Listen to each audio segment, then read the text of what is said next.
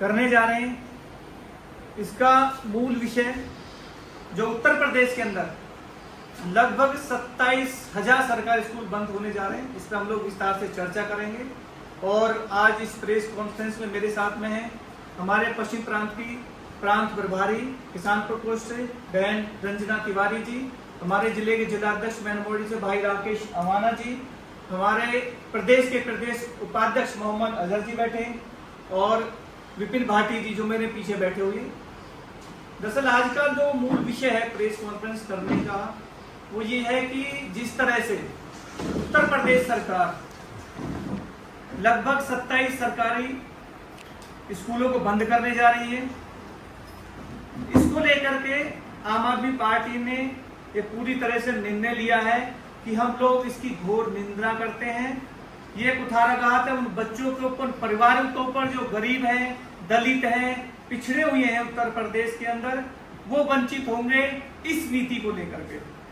जिस तरह से भारतीय जनता पार्टी का कहना है कि हम लोग मर्ज कर रहे हैं, हम लोग विलय कर रहे हैं, हम लोग इस शब्द को इस्तेमाल नहीं करते, ना इसको मानने वाले हम लोग। दरअसल ये लोग पूर्ण तरीके से उत्तर प्रदेश के अंदर सरकारी स्कूल बंद करने जा रहे हैं, जो कि मौलिक अधिकार जो हमारे संविधान के अंदर जब बच्चा पैदा होता है तो उसके मौलिक अधिकारों में ये आता है कि उसको शिक्षा देने की पूर्ण जिम्मेवारी वो सरकार की है, जो वर्तमान में सरकार है उस प्रदेश के अंदर। तो उस अधिकार को छीन रही है लोग। जहां तक मैं गरीब क्षेत्रों की बात करूं, दलितों की बात करूं, पिछड़ों की बात करूं, तो उनके पास में शिक्षा पाने का यही तो एक आधार है, यही तो एक तरीका है, उनके पास में यही एक रास्ता है कि जो गरीब है बेचारे वो अपनी जीविका मुश्किल से चला पाते हैं, उनके बच्चों को शिक्षा देने का यही एक आधार है कि वो सरकारी स्कूल में जाएं, अपने बच्चों का एडमिशन कराएं और वहां पे शिक्षा दिला सके।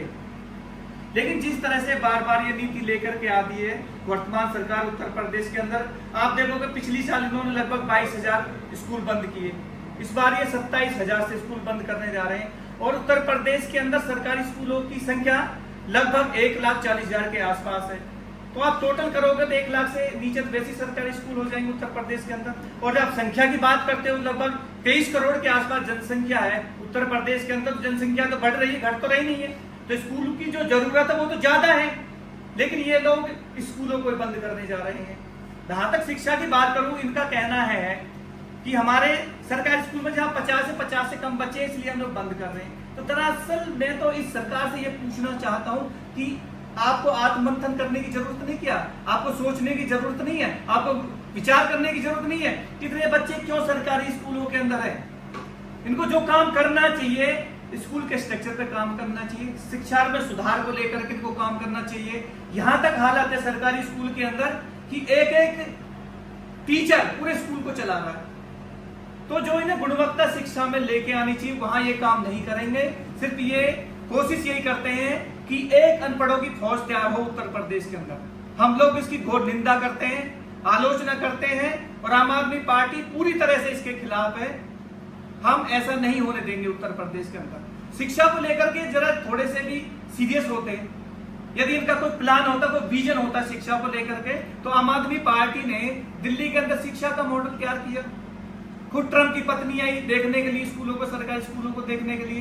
वहां पे आप स्ट्रक्चर देखोगे, एजुकेशन के भव्य बिल्डिंगें बनी हुई हैं। वहां पे हॉकी के ग्राउंड मिलेंगे आपको, फुटबॉल के ग्राउंड मिलेंगे शानदार, वहां पे स्विमिंग पूल आपको मिलेंगे, स्पेशल क्लास चलाई जाती है, और शिक्षकों को विदेश तक भेजा ताकि वो अच्छी ट्रेनिंग लेकर के आए, बच्चों को कुछ अच्छा सिखा सके, क्योंकि शिक्षा ही तो भविष्य है देश का। आप इसको कैसे छीन सकते हो किसी बच्चे से कि वो ना पढ़े।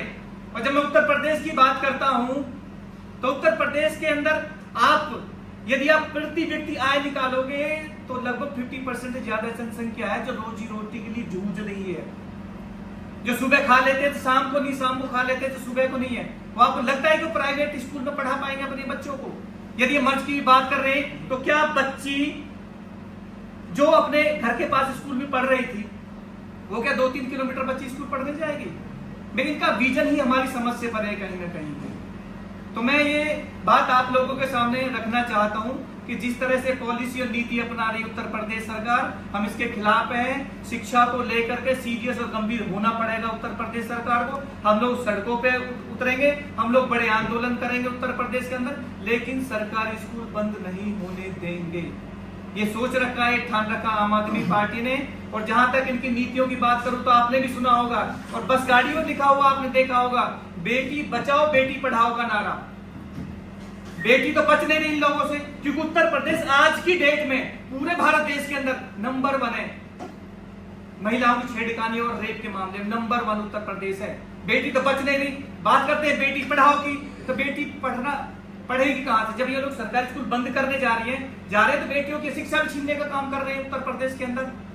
तो मेरी तो ये उत्तर प्रदेश की जनता से भी अपील है हाथ जोड़ करके कि आप लोग निकलिए घर से बाहर, जागिए, वर्तमान और भविष्य को देख करके आपका बच्चों का जो भविष्य अधर में लटका हुआ है उसको लेकर के थोड़े गंभीर बन जाइए। नहीं तो ये वर्तमान सरकार उत्तर प्रदेश के अंदर अनपढ़ों की फौज तैयार कर देगी।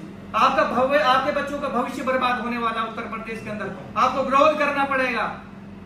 और कहते हैं कि इतिहास वही लिखते हैं जो लोग बहादुर होते हैं। जब देश हमारा गुलाम था, ये नहीं पता था कि यदि मैं आंदोलन करने घर से बाहर निकलूंगा मैं जीवित बच पाऊंगा या नहीं, तब भी तो विरोध होता था गलत योजनाओं का। तो आज क्यों विरोध नहीं हो? भारतीय जनता पार्टी चाह रही है अनपढ़ों की फौज बने उत्तर प्रदेश के अंदर।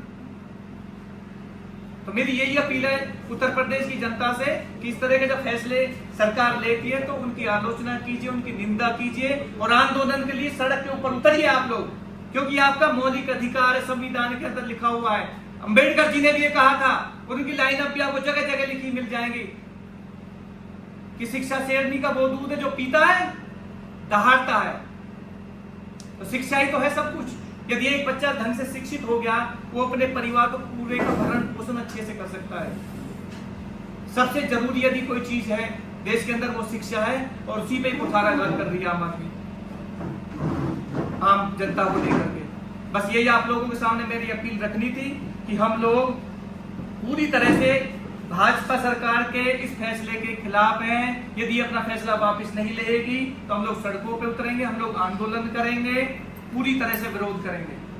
बहुत बहुत धन्यवाद। जय हिंद, जय भारत।